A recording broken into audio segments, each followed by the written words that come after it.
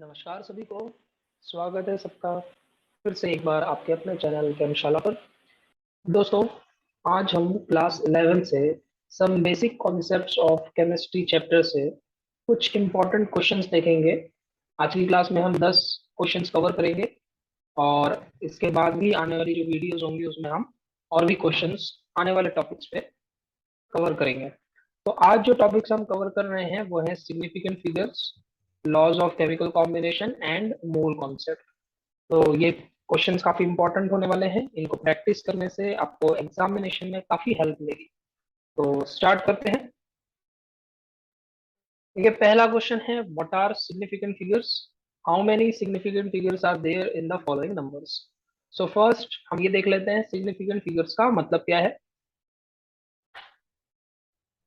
तो significant figures होती हैं the meaningful digits in the measurement which are known with certainty. तो जब भी हम कोई मेजरमेंट कैरी आउट करते हैं, एक एग्जांपल ले लेते हैं। मान लीजिए हमें किसी एक्सपेरिमेंट के लिए या किसी पर्पस के लिए वाटर को वाटर के वॉल्यूम को मेजर करना है।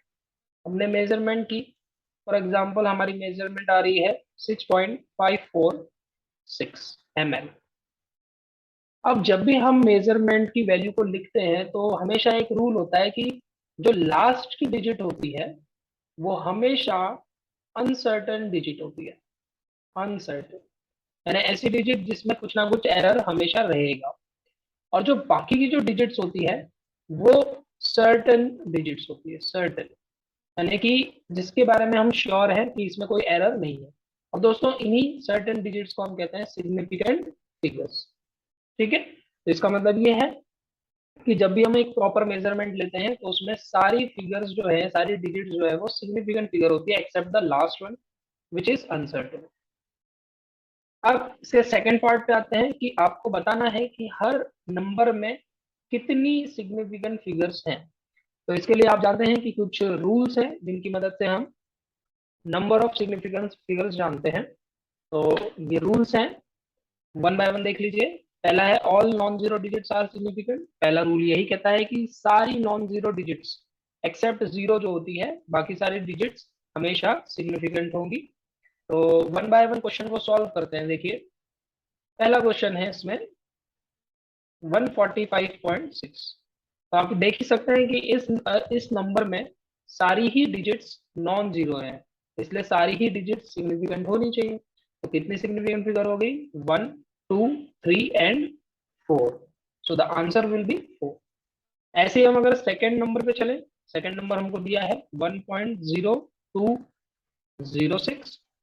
अब इसमें क्योंकि जीरो भी आ गए हैं तो जीरो से रिलेटेड कुछ इंपॉर्टेंट रूल्स यहाँ पे है। पहला रूल क्या कहता है? Zeros preceding to first non zero digit are not significant. तो दोस्तों सबसे पहले आपको क्या करना है कि इस नंबर में, इस पूरे नंबर में जो सबसे पहली नॉन जीरो डिजिट है उसे आपको मार्क कर लेना है। तो देख सकते हैं 1, ये सबसे पहली नॉन जीरो डिजिट है।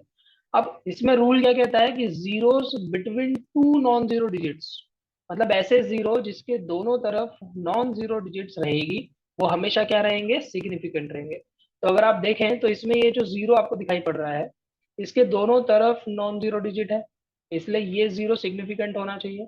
उसी तरह से अगर आप इस जीरो को देखें तो इसके भी दोनों तरफ नॉन जीरो डिजिट्स हैं, तो ये भी क्या होना चाहिए? सिग्निफिकेंट। तो इन शॉर्ट इस नंबर की सारी ही डिजिट्स सिग्निफिकेंट है। तो टोटल कितना आ रहा है? 5। तो इस नंबर में 5 सिग्निफिकेंट फिगर्स होनी चाहिए। अब आते हैं थर्ड नंबर पे। थर्ड नंबर हमें दिया है 0.00803। तो आप देख सकते हैं कि इसमें ये वाला जो जीरो है इसके दोनों ही तरफ नॉन जीरो डिजिट्स है, ये रही यहाँ पे और यहाँ पे। तो ये तो सिग्निफिकेंट होगा जैसा हमने ऊपर देखा। अब बात कर लेते हैं इन जीरोस की। तो देखिए इसके लिए हमारा सेकंड पॉइंट था ये वाला कि zeros preceding to first non zero digit. इस पूरे नंबर में फर्स्ट नॉन जीरो डिजिट है हमारी 8, और ऐसे जीरो जो पहली नॉन जीरो डिजिट से भी पहले आते हैं, लेफ्ट में आते हैं, ऐसे सारे जीरो सिग्निफिकेंट नहीं होते। ठीक है, तो इसलिए इस नंबर में एक तो 8, 0 और ये 3, ये तीन ही सिग्निफिकेंट फिगर होगी। ठीक है, फिर आते हैं फोर्थ नंबर पे, फोर्थ नंबर है हमारा 5600। अब देखिए यहाँ पर जो रूल अप्लाई होता है वो होता है फोर्थ वाला रूल, जिसमें हम टर्मिनल जीरोस की बात करते हैं। तो दोस्तों टर्मिनल जीरोस क्या क्या होते हैं? ऐसे जीरो जो लास्ट नॉन जीरो डिजिट के बाद होंगे। तो देखिए इस पूरे नंबर में जो लास्ट नॉन जीरो डिजिट है वो है 6। 6 के बाद कोई भी नॉन जीरो डिजिट नहीं है। और ऐसे जीरो जो उसके भी राइट में आ रहे हैं, उसके भी बाद आ रहे हैं, वो होते हैं टर्मिनल जीरो।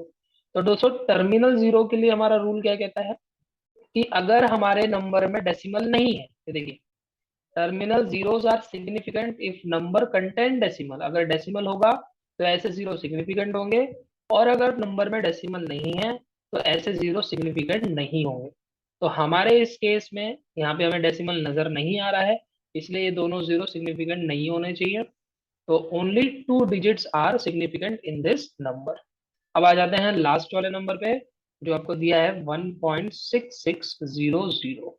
तो इसमें दोस्तों देखिए कि 166 ये तो सिग्निफिकेंट होने ही वाले हैं। इसके अलावा जो लास्ट वाले दो जीरो हैं वो भी सिग्निफिकेंट होंगे, क्योंकि यहाँ पे डेसिमल दिया है। तो टोटल सारी ही डिजिट्स इसमें सिग्निफिकेंट है, तो टोटल इसमें आंसर आ जाता है 5। चलते हैं नेक्स्ट क्वेश्चन पे। अब देखिए ये भी क्वेश्चन सिग्निफिकेंट फिगर पे है, बस इसमें हमें क्या करना है कि जो ये आपको क्वेश्चंस दिए हैं इसको सॉल्व करके जो इसका आंसर आएगा, उस आंसर में कितनी सिग्निफिकेंट फिगर होगी वो आपको बताना है, प्लस उस आंसर को, फाइनल सॉल्यूशन को हम सही तरह से कैसे एक्सप्रेस करें वो भी आपको देखना है। तो दोस्तों इसके लिए कुछ रूल्स होते हैं। पहला रूल जो है वो है एडिशन एंड सब्ट्रैक्शन के लिए। जैसा देखिए आप फर्स्ट क्वेश्चन और सेकंड क्वेश्चन में हम ऐड और सब्ट्रैक्ट कर रहे हैं, तो उसके लिए रूल क्या कहता है, the result can not have more digits after the decimal than any of the original number. कहने का मतलब क्या है, एग्जाम्पल से समझते हैं।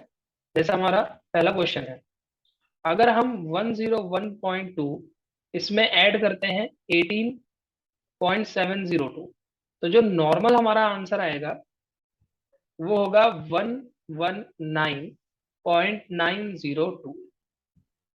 तो ये रूल ये कहता है कि जो हमारा फाइनल आंसर आया है उसमें डेसिमल के बाद जो डिजिट्स का नंबर है वो उतना ही होना चाहिए जो इन दोनों ओरिजिनल नंबर में से कम वाले में है।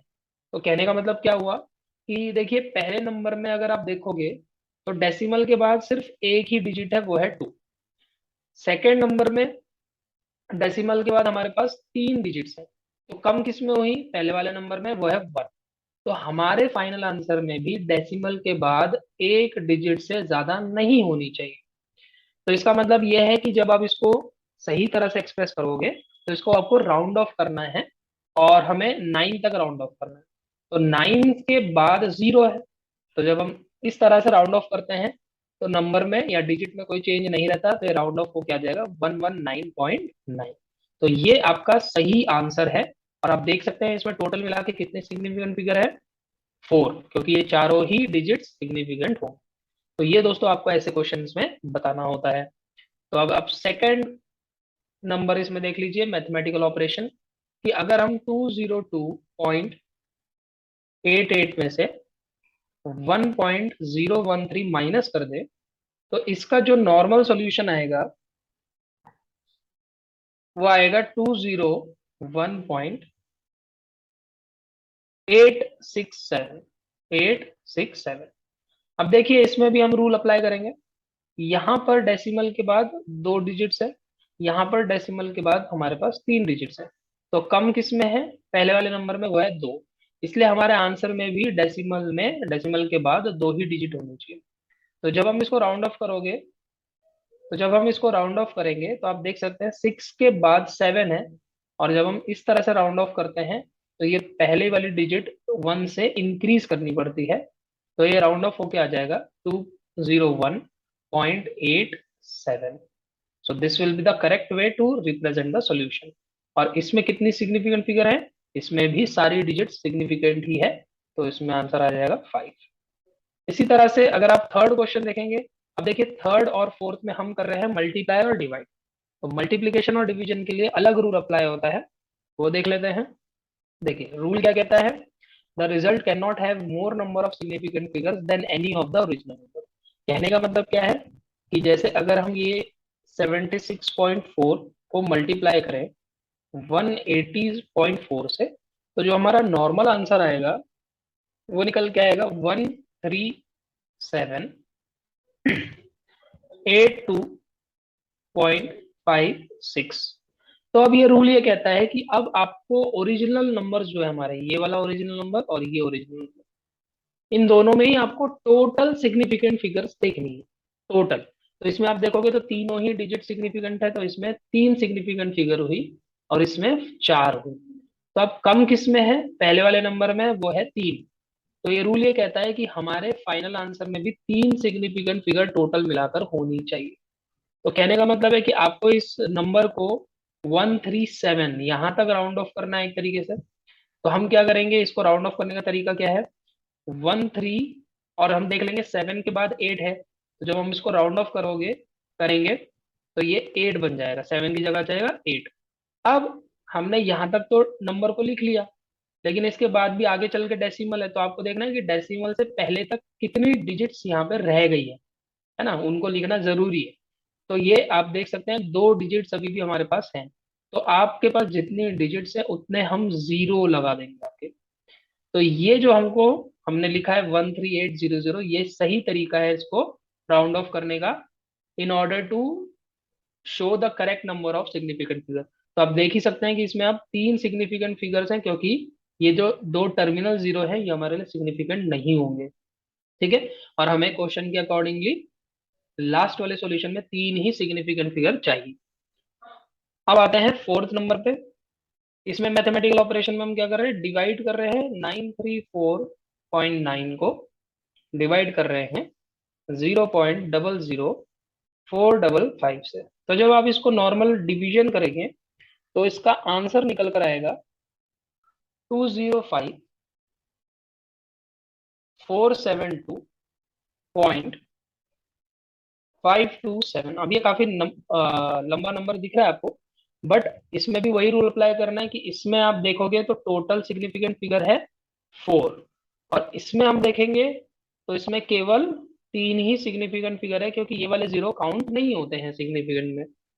तो इसका मतलब है कि इस पूरे नंबर को भी हमें तीन सिग्निफिकेंट फिगर तक ही राउंड ऑफ करना है। तो यहाँ पे आप देखेंगे 20 तो आएगा ही, लास्ट में जब हम 5 को राउंड ऑफ करेंगे तो उसके बाद 4 है, तो राउंड ऑफ करते हुए ये आ जाएगा 5। ठीक है, लेकिन अभी भी डेसिमल से पहले कितनी डिजिट्स यहाँ पे पेंडिंग है, वो है 3।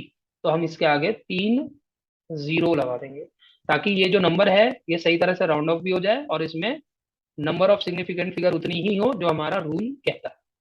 तो ये था एक क्वेश्चन। अब आते हैं थर्ड क्वेश्चन पे। अब देखिए ये थर्ड क्वेश्चन बेस्ड है लॉज ऑफ केमिकल कॉम्बिनेशन में, उसमें भी लॉ ऑफ कांस्टेंट प्रोपोर्शन पे। तो पहला पार्ट इसका यही है, what is law of constant proportion.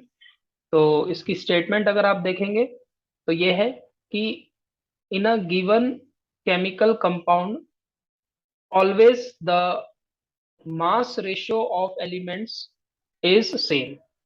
यानी किसी भी एक केमिकल कंपाउंड में हमेशा उनके एलिमेंट्स का जो मास का रेशियो होगा या प्रपोर्शन होगा वो हमेशा सेम रहेगा, इररिस्पेक्टिव ऑफ इट्स सोर्स। यानी कि हम उसका सोर्स कोई भी ले लें। फॉर एग्जांपल, इसका अगर एक सिंपल एग्जांपल लें, अगर हमारे पास CaCl3 है, कैल्शियम कार्बोनेट, हमने क्या किया, इसके दो सैंपल ले लिए, सैंपल वन, सैंपल टू। मान लेते हैं ये सैंपल वन नेचुरल है और ये आर्टिफिशियली प्रिपेयर्ड है। लेकिन अगर ये सेम कंपाउंड का है तो इसमें जो कैल्शियम है, कार्बन है और ऑक्सीजन है, इन तीनों का जो रेशियो निकल के आएगा वो क्या होगा, सेम होगा दोनों ही सैंपल। तो ये तो था लॉ का मतलब। अब देखिए इसमें सेकंड पार्ट क्या है, इस सेकंड पार्ट इस लॉ का न्यूमेरिकल पार्ट है। तो न्यूमेरिकली जब हम देखते हैं, न्यूमेरिकली तो आपको एक चीज याद रखनी होती है कि आपको ये बोला जाएगा कि कुछ डेटा आपको देकर लास्ट में बोलेगा कि शो करिए कि ये डेटा इलस्ट्रेट कर रहा है या फिर जस्टिफाई कर रहा है लॉ ऑफ कांस्टेंट प्रोपोर्शन को। तो ये कैसे पता चलेगा कि ये इसको जस्टिफाई कर रहा है, तो इसके लिए हमेशा एक चीज याद रखेंगे, ratio by mass of elements in sample one में जो एलिमेंट्स के मास का रेशो होगा वो सेम होगा, इक्वल होगा रेशो इन सैंपल टू के। यानी जो भी हम सैंपल ले रहे हैं, अगर वो एक ही कंपाउंड का सैंपल है तो उसमें हमेशा एलिमेंट्स के मासेस का रेशो सेम आना चाहिए। तो ठीक है, क्वेश्चन देखते हैं। क्वेश्चन में कहा है कि when 1.375 gram of CuO was reduced by H2, 1.098 gram of Cu was obtained। तो यहाँ पर दोस्तों बात जो हो रही है कंपाउंड की, जो कंपाउंड इस क्वेश्चन में स्टडी किया जा रहा है वो है कॉपर ऑक्साइड यानी कि CuO। अब सैंपल वन में वो क्या कह रहा है? सैंपल वन में वो कह रहा है कि पूरे CuO का जो मास हमारे पास है वो है 1.375 ग्राम, जबकि उसमें उसमें से जो कॉपर हमें मिलता है वो मिलता है 1.098 ग्राम। ठीक है, तो दोस्तों ऑब्वियस सी बात है, जब हम इस पूरे CuO के मास में से Cu का मास सब्ट्रैक्ट करेंगे तो हमें ऑक्सीजन का भी मास मिल जाएगा। तो जब आप इन दोनों को सब्ट्रैक्ट करेंगे तो हमारे पास ऑक्सीजन का जो मास निकल कर आ रहा है वो है 0.277 ग्राम। ठीक है, तो हम क्या करेंगे, कॉपर और ऑक्सीजन के मास का रेशियो यहाँ पे कैलकुलेट करेंगे। तो कॉपर ऑक्सीजन का रेशियो हो जाएगा 1.098 इज टू 0.277। अगर इसको सिंपलेस्ट रेशियो में कन्वर्ट करना है तो इसका तरीका ये होता है कि हम जो छोटा नंबर है इसमें से, यह है 0.277, इसी से दोनों को डिवाइड करते हैं। तो ये निकल के क्या आएगा, 1.098 divided by 0.277 is to 0.277 divided by the same number. तो इसमें ये जो निकल कर आएगा ये होगा 3.96 और ये तो 1 आ जाएगा। तो ये है ratio by mass of elements in sample one. अब इसी तरह से हम सैंपल टू में भी रेशियो बाय मास कैलकुलेट करके देखेंगे। तो सैंपल टू की अगर बात की जाए तो इसमें आप देखिए आगे लिखा हुआ है, in another experiment 1.178 gram of copper, यानी कॉपर का तो मास आपको दिया है 1.178 ग्राम, was dissolved in nitric acid and the resulting copper nitrate was converted into CuO by ignition. The weight of Cu was 1.476। यानी कि अब जो सैंपल टू में पूरे कंपाउंड का वेट है वो है 1.476 ग्राम। तो फिर से अगर हम माइनस कर दें इसमें तो ऑक्सीजन का मास जो निकल के आएगा इसमें वो होगा 0.298 ग्राम। Again we can find the ratio, copper is to oxygen का रेशियो अगर निकालेंगे तो ये आएगा 1.178। अब हम डायरेक्टली डिवाइड कर देते हैं छोटे नंबर से, 0.298 इज टू 0.298 डिवाइडेड बाय 0.298। तो जब हम इसको कैलकुलेट करेंगे तो ये निकल के आएगा अगेन 3.96 इज टू 1। तो आप देख सकते हैं कि ये रेशियो दोनों ही सैंपल में सेम आ रहा है। तो लास्ट में हम कह सकते हैं since ratio is same it illustrates law of constant proportion. इस तरह से दोस्तों इसको हम सॉल्व करते हैं न्यूमेरिकल को, कि जो उसकी स्टेटमेंट है हम देखते हैं कि वो फॉलो हो रही है या नहीं। अगर फॉलो होती है तो वो इलस्ट्रेट करेगा, अदरवाइज नहीं करेगा। तो चलते हैं नेक्स्ट क्वेश्चन पे। अब देखिए सेम इसी तरह से क्वेश्चन आ गया है हमारा सेकंड लॉ पे, जो है लॉ ऑफ मल्टीपल प्रोपोर्शन। तो पहले इसकी स्टेटमेंट देख लेते हैं।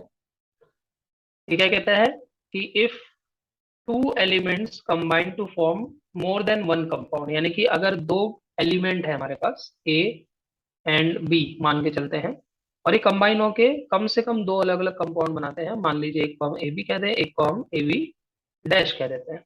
ठीक है, दो अलग अलग कंपाउंड इसमें बन रहे हैं। The masses of one element that combine with the fixed mass of other element are in the ratio of small whole number। मतलब कि अगर हम इन दोनों कंपाउंड्स में किसी भी एक एलिमेंट का मास फिक्स कर दें यानी सेम कर दें। तो मान लीजिए हम कह रहे हैं कि mass of A is equal to mass of A dash, दोनों कंपाउंड में ए का मास हमने सेम कर दिया, ये कंडीशन है। तो जो दूसरा एलिमेंट होगा यानी कि बी, उसका जो मास का रेशो निकल के आएगा वो एक स्मॉल होल नंबर होगा, स्मॉल होल नंबर। ये रूल का कहना है। तो फिर से इस पे आपको सेकंड पार्ट में एक न्यूमेरिकल दिया है, तो आप पढ़ लें।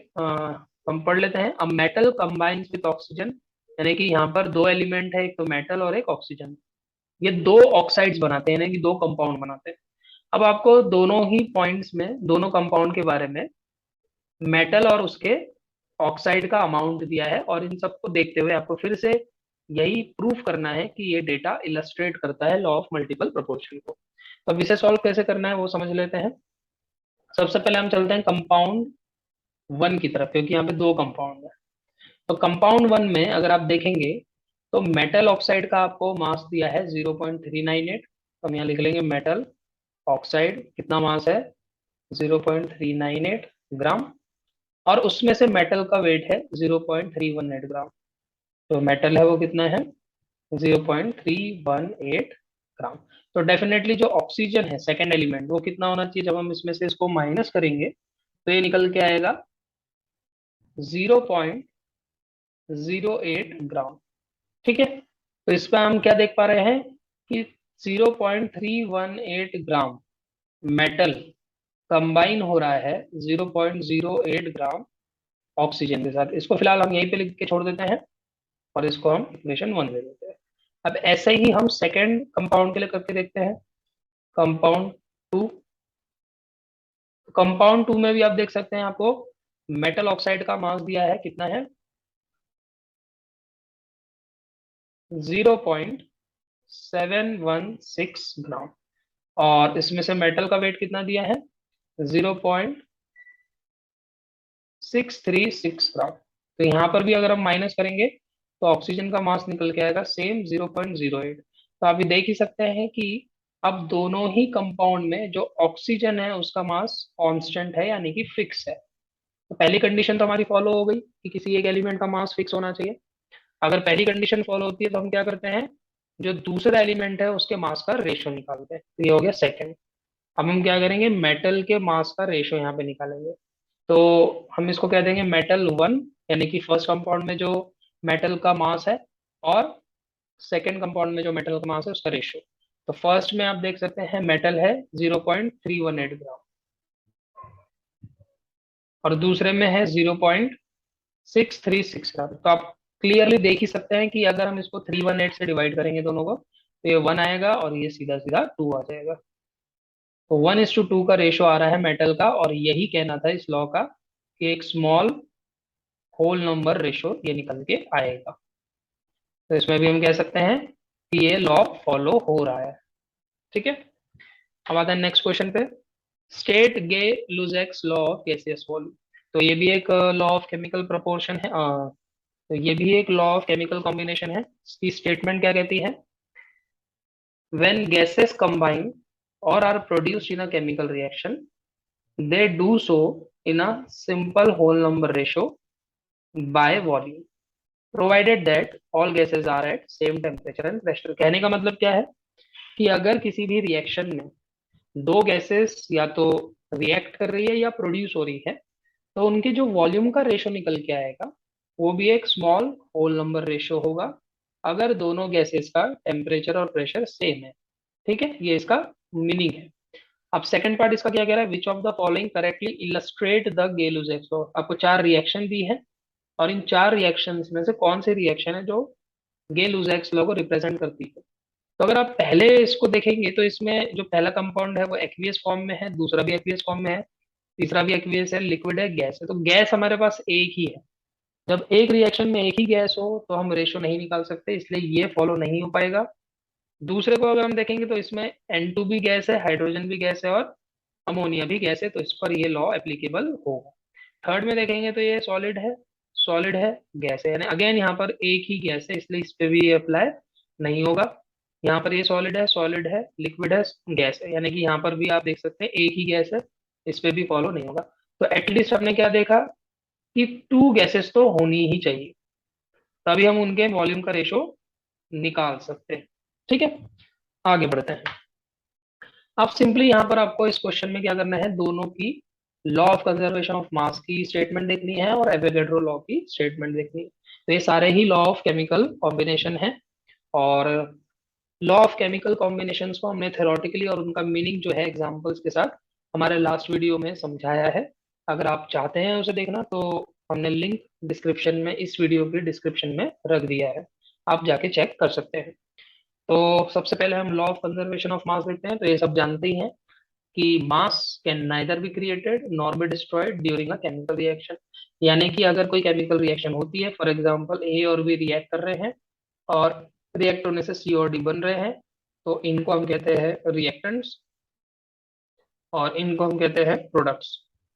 तो ये लॉ यही कहता है कि जितने भी रिएक्टेंट्स हैं उनका जो टोटल मास होगा, मास ऑफ रिएक्टेंट, और जितने भी प्रोडक्ट्स हैं उनका टोटल मास होगा, मास ऑफ प्रोडक्ट्स, ये हमेशा सेम रहेगा, इनमें कोई चेंज नहीं आएगा। फिर आते हैं सेकेंड पर। अच्छा, इसका सेकेंड पार्ट था हु प्रपोज्ड दिस लॉ, तो साइंटिस्ट का नाम है ए लेवोइसियर।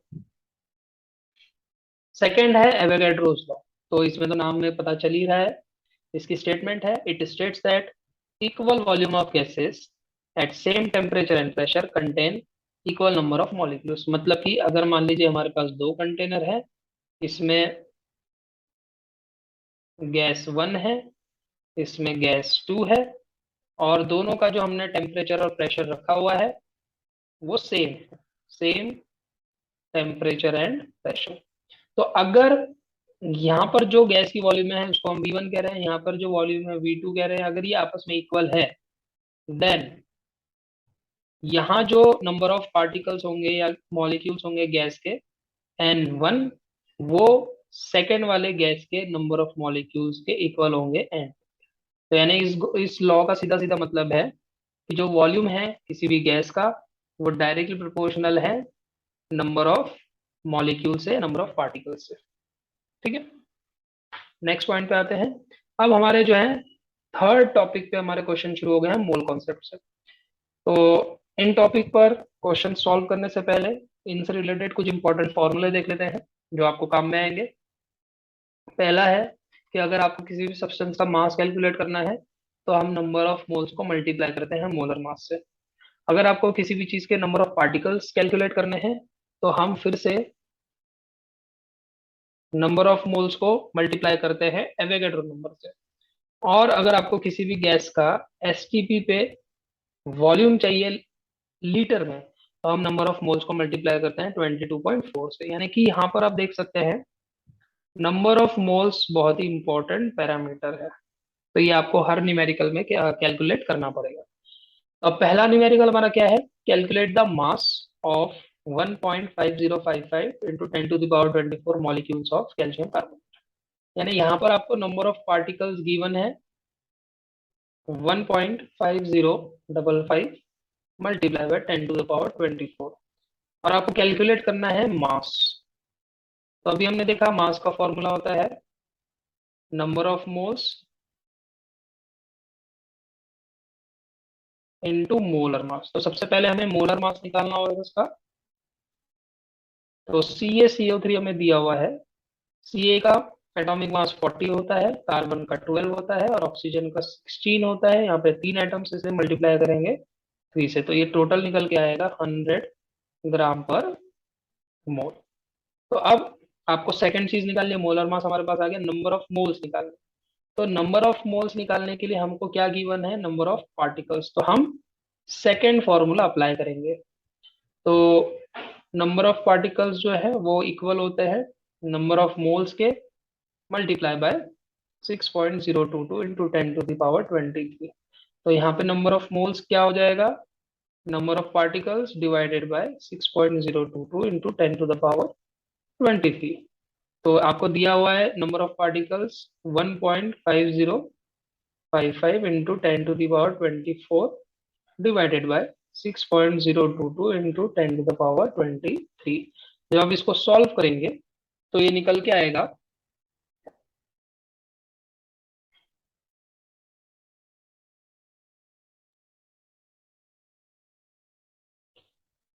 2.5 मोल। ठीक है, अब आपको मोल मिल गए हैं, तो मास को कैलकुलेट करने के लिए हम क्या करते हैं, mass equal to number of moles multiply by molar mass.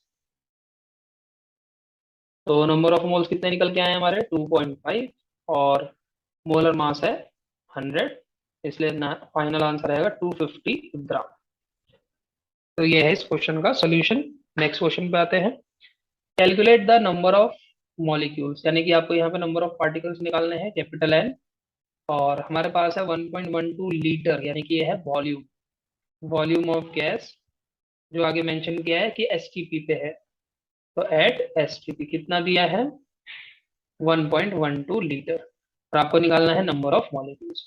तो क्योंकि वॉल्यूम यहाँ पे इन्वॉल्व है, फिर से हम फॉर्मूला अप्लाई करेंगे कि volume of gas at STP equal to number of moles multiply by 22.4। तो यहाँ से हमें नंबर ऑफ मोल्स निकलेंगे, ये क्या हो जाएगा, volume of gas divided by 22.4। तो वॉल्यूम कितना गिवन है हमें, 1.12, और ये है 22.4। तो ये निकल के आएगा 0.05, जिसको हम 5 मल्टीप्लाई बाय 10⁻⁻² भी लिख सकते हैं। इतने मोल हमारे पास आ गए। अब लास्ट में नंबर ऑफ मॉलिक्यूल्स या पार्टिकल्स निकालने के लिए हम क्या करते हैं, number of moles multiply bye Avogadro number.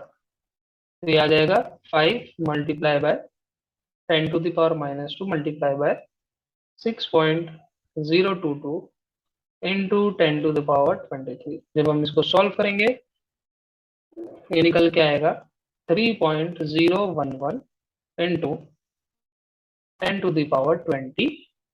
तो इतने मॉलिक्यूल्स हमारे पास हैं SO2 के। ठीक है, नेक्स्ट न्यूमेरिकल पे आते हैं। यहाँ पर भी अगेन आप देख सकते हैं, हमें निकालना है number of oxygen atoms and its mass in 31 gram of this. 31 ग्राम क्या हुआ, मास। आपको मास गिवन है 31 ग्राम, किसका मास गिवन है, ये Ca3PO4/2। ठीक है, अब फिर से हमारा पहला काम वही होगा कि हम नंबर ऑफ मोल्स निकालेंगे। तो मास के साथ नंबर ऑफ मोल्स का रिलेशन है mass equal to number of moles into molar mass. तो पहले हम इसका मोलर मास अगर निकालें, आप लोग निकाल के देख सकते हैं, ये आएगा 310 ग्राम पर मोल। तो यहाँ पे नंबर ऑफ मोल्स क्या हो जाएगा, मास डिवाइडेड बाय मोलर मास। इसको सॉल्व करेंगे, मास दिया है 31, ये होता है 310, ये निकल के आ जाएगा 0.1 मोल।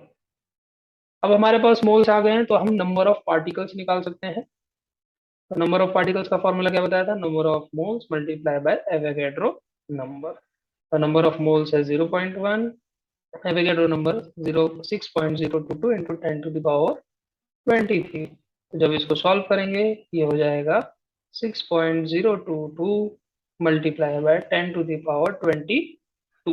लेकिन दोस्तों ध्यान देना है कि ये जो नंबर ऑफ पार्टिकल्स निकल के आए हैं, ये पूरे Ca3PO4/2 के हैं, है ना, क्योंकि हमने इसी का मास लिया था। लेकिन आपको क्वेश्चन में क्या निकालना है, नंबर ऑफ ऑक्सीजन एटम्स। तो आपको रिलेशन देखना पड़ेगा कि एक Ca3PO4/2 में कितने ऑक्सीजन एटम दिखाई दे रहे हैं। देखिए 4 इंटू 2 8, 8 ऑक्सीजन एटम्स। तो आपको क्या करना होगा कि 6.022 इंटू 10⁻22 में कितने ऑक्सीजन एटम होंगे, तो आपको इसको मल्टीप्लाई करना पड़ेगा 8 से।